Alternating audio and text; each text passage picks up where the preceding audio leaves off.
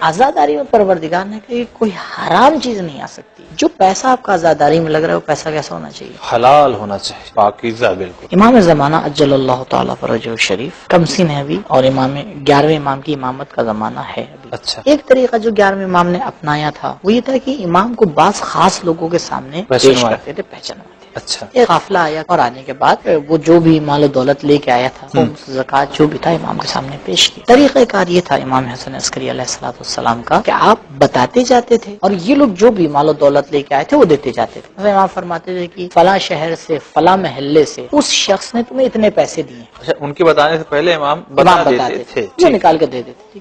تو امام نے کہا کہ ٹھیک ہے تم لوگ پیش کرو، یہ جو ہے بچہ یہ بتائے گا، یعنی پہچانوانے. جس طرح سے محمد حسن عسکری علیہ السلام بتاتے تھے وہ بالکل ویسے آخری حجت نے آ کے ان کو بتایا. ٹھیک. پھر ایک پوٹلی آئی امام کے سامنے، امام نے اس میں سے کچھ پیسہ الگ کیا، کچھ پیسہ الگ کر دیا.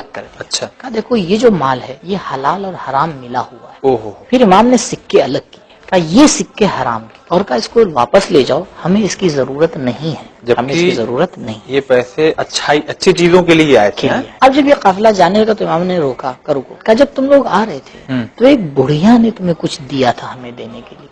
تو ایک دم سے ان لوگ کو یاد آئے کہ ہاں ایک بڑھیا نے کپڑا چھوٹا سا دیا تھا. اچھا. کہ یہ جا رہے ہو لیتے جاؤ. اب انہی دونوں مثالوں میں غور کریے، امام نے چھوٹے سے کپڑے کو یاد کیا، سبحان اللہ، لیکن درہم و دینار کو الگ کر دیا. اس کا مطلب کیا ہے؟